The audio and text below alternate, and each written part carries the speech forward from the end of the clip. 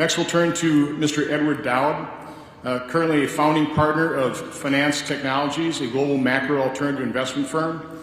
Ed has worked on Wall Street most of his career, spanning both credit markets and equity markets, and Ed is, in terms of his financial background, has looked at financial information to identify a safety signal that is pretty interesting. Ed. Thank you, Senator. Honored to be here today. My story is pretty simple. Our story is pretty simple. Josh has done some work as well. The bottom line, can I get the next slide, please? The bottom line is we saw 2020 pre-vaccine and 2021 and 22 post-vaccine.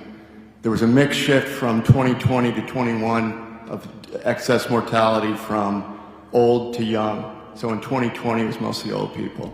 We also saw a mix shift in disability starting to rise in May of 21.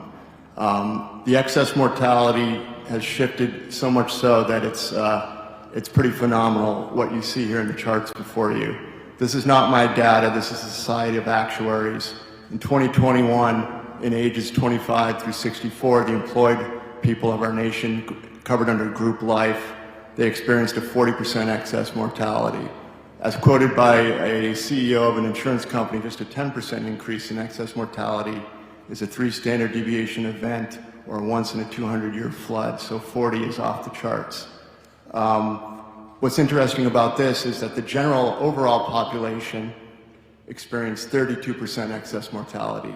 This group life policyholder subset is much healthier in general than the overall population, as done by previous studies. They experience mortality 30 to 40% that of the general population. So something flipped in 2021 by 8 points.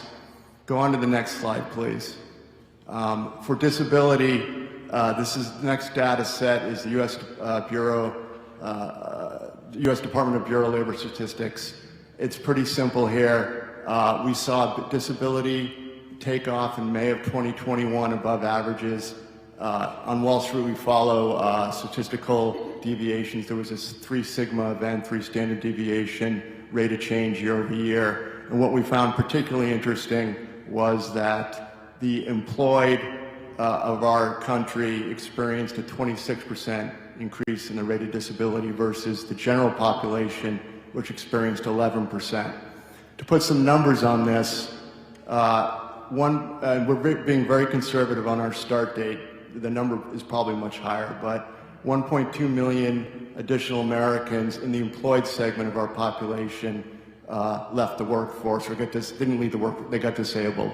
That is the size of the state of Wyoming and Vermont combined. They've disappeared from the labor force. So if you're seeing labor shortages all around the country, this might be one of the explanations.